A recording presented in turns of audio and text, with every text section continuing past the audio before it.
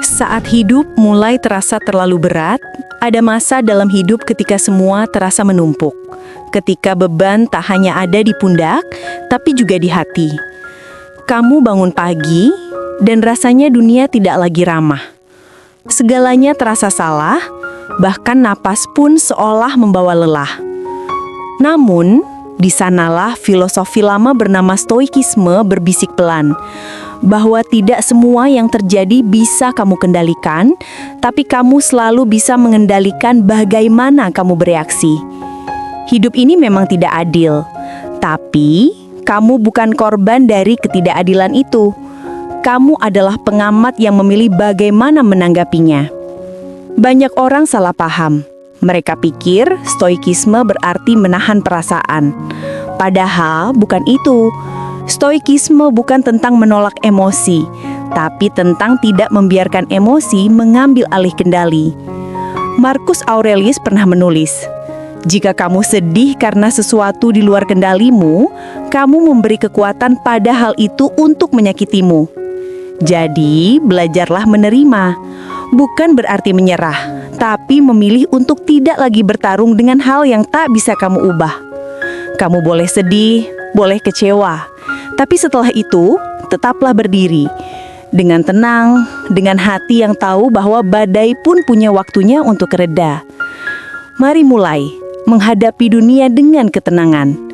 Ketenangan bukanlah tanda kelemahan. Ia adalah kekuatan tertinggi manusia.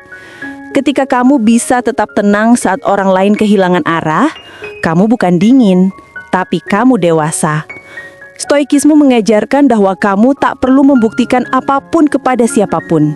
Hidupmu bukan arena pertunjukan, dan penderitaanmu bukan tontonan. Kendalikan yang bisa kamu kendalikan, yaitu pikiranmu. Biarkan yang lain berjalan sebagaimana mestinya, sebab hanya pikiran yang benar-benar milikmu. Ketika semua terasa berat, belajarlah berhenti bertarung dengan segalanya. Kadang yang kamu butuhkan bukan solusi, tapi ketenangan untuk melihat dengan lebih jernih. Tentang luka yang tak terlihat, luka paling dalam seringkali tak berdarah. Ia tersembunyi di balik senyum yang dipaksakan, di balik kata "aku baik-baik saja" yang diucapkan berulang. Stoikisme tak menyuruhmu pura-pura kuat. Ia hanya mengajarkan cara untuk tidak hancur. Ketika dunia mengecewakanmu, belajarlah menatapnya tanpa kebencian. Ketika seseorang menghancurkan kepercayaanmu, belajarlah berterima kasih atas pelajaran itu. Kamu tak bisa mengubah masa lalu, tapi kamu bisa menentukan bagaimana masa depanmu terbentuk. Jadilah seperti batu di tepi laut. Ombak boleh menghantam, tapi batu tetap di sana. Terkikis perlahan, namun tetap berdiri tegak. Ada saat di mana kamu merasa semua sia-sia. Kamu sudah berjuang, tapi dunia tak kunjung berpihak. Kamu sudah mencoba, tapi hasilnya selalu sama. Saat itu, berhenti sebentar. Tarik napas panjang, lihat sekelilingmu. Tidak ada yang benar-benar berhenti. Bahkan bumi pun terus berputar tanpa suara. Stoikisme mengingatkan, jangan mengukur hidup dari hasil, tapi dari cara kamu menjalaninya. Mungkin kamu belum tiba di tempat yang kamu impikan, tapi kamu sudah jauh lebih kuat dari sebelumnya. Dan kekuatan itu lahir dari setiap kali kamu memilih untuk tetap tenang, walau dunia terasa kacau. Rasa sakit mengajarkan yang tak bisa diajarkan oleh kebahagiaan. Ia membentukmu, mengikis bagian yang lemah, dan meninggalkan hanya yang benar-benar penting. Stoikisme bukan tentang menghindari kesakitan, melainkan tentang belajar darinya. Di setiap luka, selalu ada kebijaksanaan yang menunggu untuk ditemukan. Mari mencoba menjadi stoik di dunia yang bising. Di zaman di mana setiap orang ingin didengar, tapi stoikisme mengajarkan hal yang jarang dilakukan, mendengar tanpa bereaksi. Dunia bisa saja berisik, tapi kamu tetap bisa menjadi sunyi di dalam dirimu sendiri. Kamu tak perlu menjawab semua tuduhan, tak perlu menanggapi semua komentar, tak perlu melawan semua hal yang tidak kamu sukai.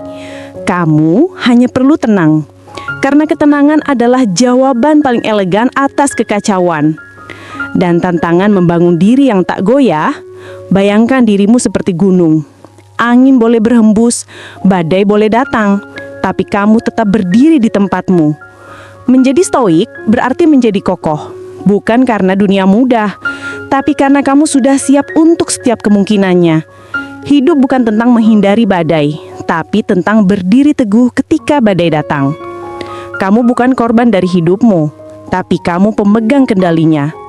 Kamu tak perlu mencari ketenangan di luar. Ia selalu ada di dalam dirimu, menunggu kamu berhenti berlari.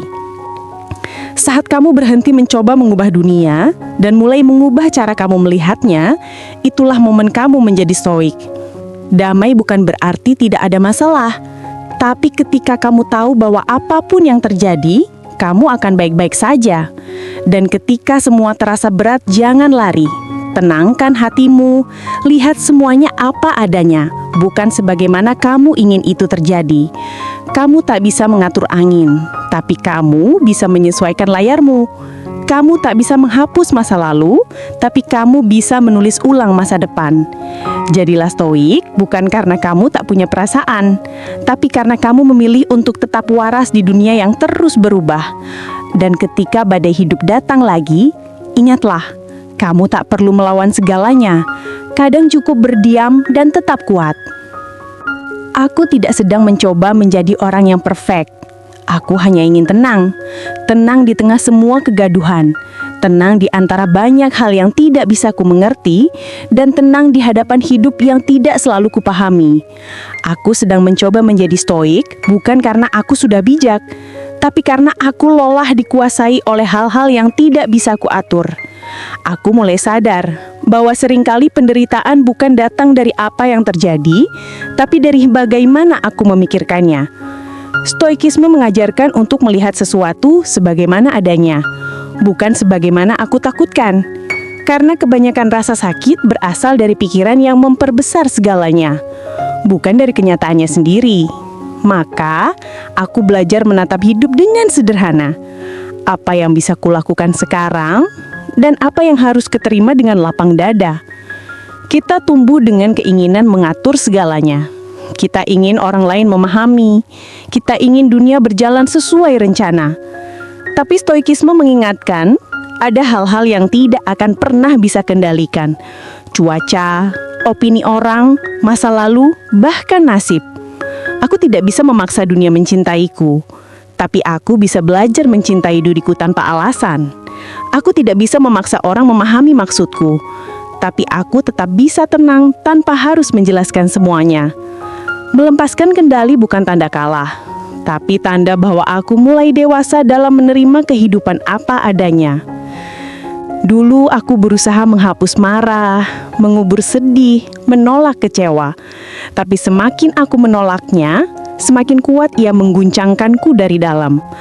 Aku mulai sadar, menjadi stoik bukan berarti mematikan emosi, tapi mengundangnya untuk duduk bersama tanpa membiarkannya mengambil alih arah. Ketika aku marah, aku berkata, "Hei amarah, aku tahu kamu datang karena aku merasa tidak adil." Ketika aku sedih, aku berkata, "Hei sedih, kamu datang karena aku pernah mencintai sesuatu yang kini hilang." Aku belajar menatap emosiku, bukan bersembunyi darinya. Dan dari sana, aku menemukan kedamaian yang tidak bisa ditemukan dalam pelarian. Kita semua pernah terluka. Ada luka yang masih diam, menunggu waktu untuk sembuh. Tapi stoikisme mengajarkan satu hal penting. Luka bukan alasan untuk berhenti jadi baik. Dunia tidak selalu memperlakukan kita dengan adil, tapi kita selalu bisa memilih untuk tidak membalas dengan kebencian. Aku belajar bahwa dendam hanya mengikatku pada masa lalu, dan pengampunan bukan tentang orang lain, tapi tentang membebaskan diriku sendiri. Aku tak bisa menghapus masa lalu, tapi aku bisa berhenti menjadikannya penjara. Seseorang berkata buruk tentangku, dulu aku akan langsung tersinggung, sekarang aku hanya diam. Karena aku sadar, reaksi cepat seringkali lahir dari ketidaksadaran.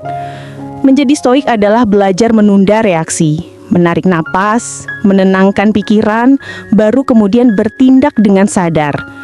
Aku tidak lagi ingin menjadi api yang mudah tersulut.